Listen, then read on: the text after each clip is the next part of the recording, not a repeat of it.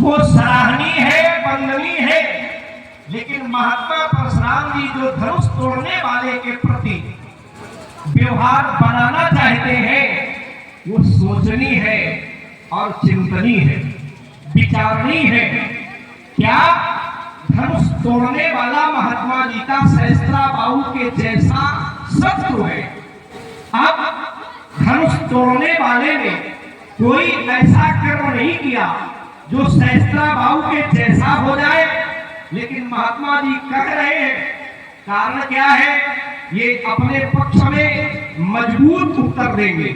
और महात्मा जी धनुष टूट गया है, हमने विचार किया अगर धनुष का टूटना अपराध कोटि में भी आता है, अधर्म कोटि में भी आता है, यद्यपि है नहीं, लेकिन अगर उसके टूटने से तोड़ने वाला अपराधी भी बन जाता है तो नियम है, शुभ है और अशुभ है, कर्म अनुहारी ईश देत फल हृदय विचारी, जो जस करे सो तस फल चाखा।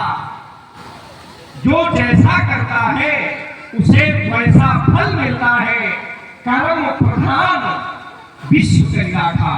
अवश्य व्योम भोक्तव्यम कृतिम कर्म शुभाशुभम, जो जैसा करता है उसे वैसा फल मिलता है। महाराज हमने अपने जीवन में एक नहीं, दो नहीं, बहु धनुही तोरी लड़काई, लेकिन कबहू न असरिस ऐसा क्रोध, ऐसा व्यवहार नहीं मिला जैसा आज आपके द्वारा दिया जा रहा है। महाराज यही धन पर ममता के हेतु, इसी धनुष पर इतनी ममता क्यों है? हमारी दृष्टि में सभी धनुष एक जैसे हैं, इसी धनुष पर आपकी इतनी ममता क्यों है? मुनिश्रेष्ठ परशुराम जी समीचीन उत्तर प्रस्तुत करें। मुनिश्रेष्ठ कहें। हमारी वार्ता राजा जनक से हो रही थी। कौ जनक धनुष के तोड़ा बेग दिखाओ, तो अब इधर उतर देख नहीं, राजा मौन हो गया। राजा जनक से बात नहीं बनी। तुम्हारा भैया आ गया, नाग शंभुधनु बंजनिहारा होई क्यों ये दास तुम्हारा, धनुष तोड़ने वाला आपका दास है। ये तो जानते हैं कि धनुष तोड़ने वाला दास है, लेकिन कौन सा दास है, दास का नाम नहीं मालूम है, रूप को देखा नहीं। जब बात राजा जनक से नहीं बनी, तुम्हारी भैया से नहीं बनी, तो कहा जाता है कि अगर जब बड़े व्यक्ति से बात हो रही हो तो तीसरे व्यक्ति को बोलना नहीं चाहिए। भाई दो व्यक्ति आपस में वार्तालाप कर रहे हैं और दो व्यक्तियों से बात न करें, और जब वो पक्ष तीसरे पक्ष को बुलावे तब तो ठीक है। तो अगर न बुलावे, जिस समय विश्वामित्र जी अयोध्या पहुंचे, महाराज तुम पंडित ज्ञानी, राजा दशरथ ज्ञानी है, विश्वामित्र महामुनि ज्ञानी, विश्वामित्र भी ज्ञानी है। और जब राजा दशरथ में और विश्वामित्र में बात नहीं बनी तो को वशिष्ठ सब बड़ गुण, वशिष्ठ जी को बुलाया गया और बात बन गई। तो ना तुम वशिष्ठ हो, ना विश्वामित्र हो, ना राजा दशरथ हो, और हमसे तो छोड़े दो, ना पद में पड़े, ना कद में पड़े, ना आयु में पड़े, ना ज्ञान में पड़े, तो फिर बेटा क्यों हुए खड़े? और जब खड़े हुए हो तो देखेंगे कहां तक तुम बोलोगे और कितना बोलोगे। आइए राजकुमार लक्ष्मण ने कहा कि धनुष तोड़ने वाला जिस समय धनुष उसके द्वारा तोड़ा गया, मैं यही से ले रहा हूं, और जब धनुष को तोड़ा गया तो प्रशंसा की गई। ब्रह्मादित्य सुरसिद्ध मुनीषा और प्रभु प्रशंसा देरी आशीषा। एक बात बहुत छोटे शब्दों में उत्तर कर रहा हूं कि प्रशंसनीय और प्रशंसा को आशीर्वाद की अलग अलग है। प्रशंसा तो ठीक है कि प्रशंसा क्यों ठीक है कि उसने एक साधारण असाधारण काम किया तो प्रशंसा की गई। ब्रह्मादिक सुर सिद्ध मुनीसा प्रभु प्रशंसा की प्रभु शब्द हमें करा। एक बात हमें ये बताओ कि या जब कोई व्यक्ति अपने इष्ट के यहाँ, अपने गुरुजन के यहाँ, अपने स्वामी के पास जाता है तो आशीर्वाद लेने जाता है कि आशीर्वाद देने जाता है?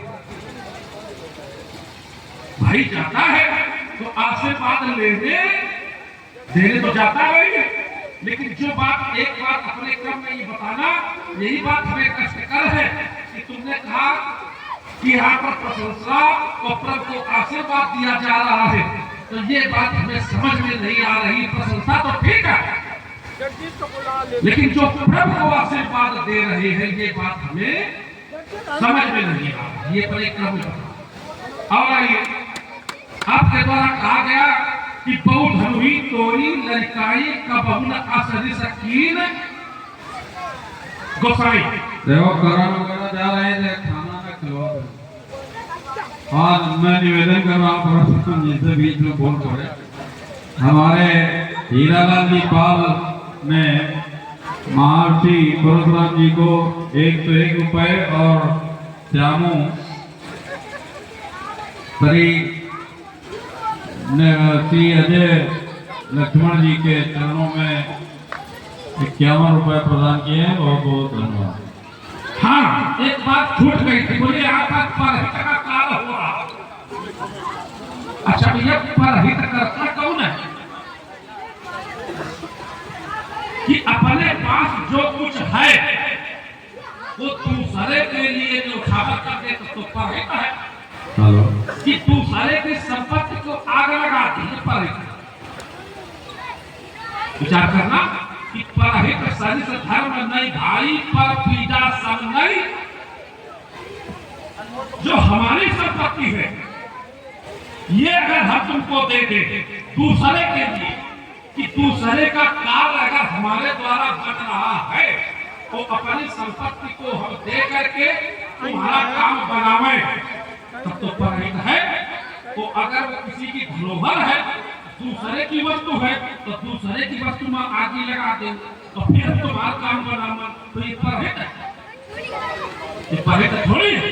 इसे ये कहते हैं परहित है क्या कि हमारा भी बन जाए और तुम्हारा भी बन जाए, जियो और जीने दो। ये परहित है।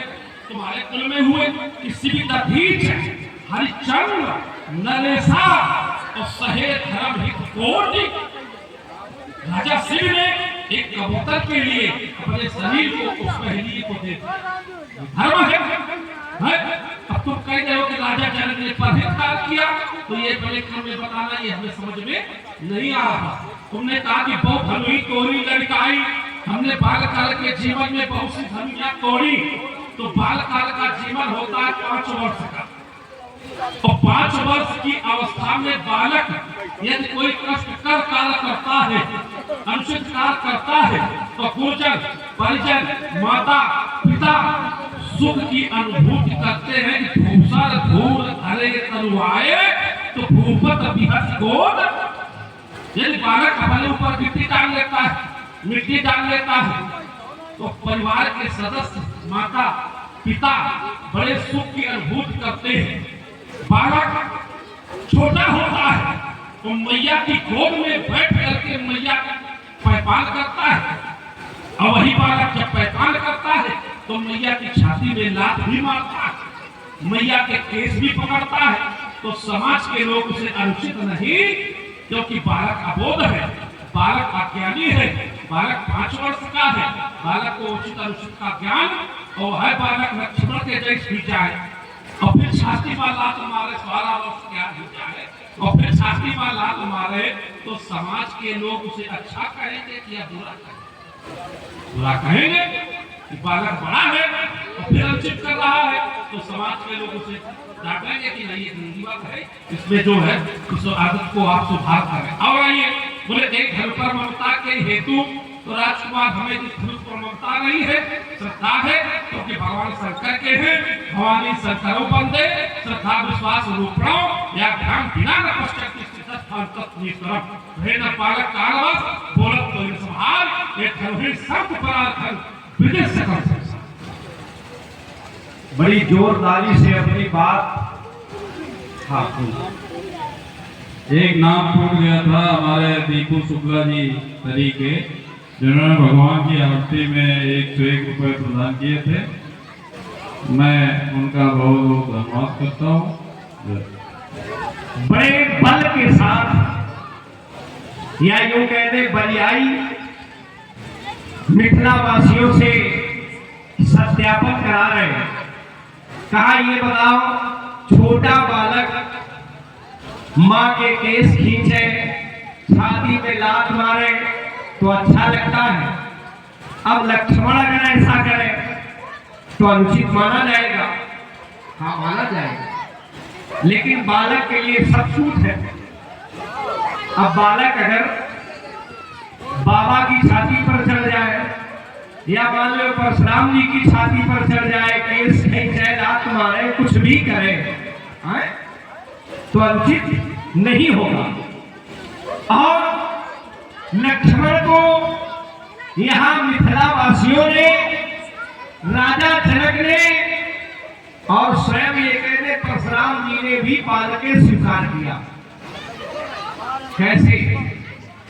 राजा जनक ने जिस समय विश्वामित्र जी से पूछा कि कहाऊ नाथ सुंदर दो बालक और मुनि कुल तिलक के नप कुल बालक, पहला प्रमाण। फिर सुनैना जी ने बालक सिद्ध किया, कौ न बुझाई कहाई गुरु पाही, और ये बालक असहज फल रहा है।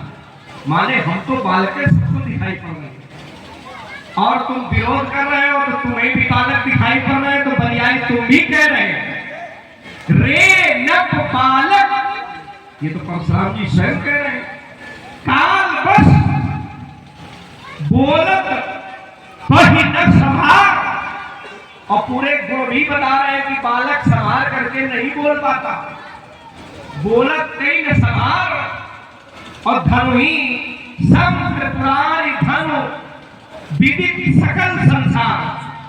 तो लक्ष्मण को आपकी वाणी ने बालक सिद्ध कर दिया है।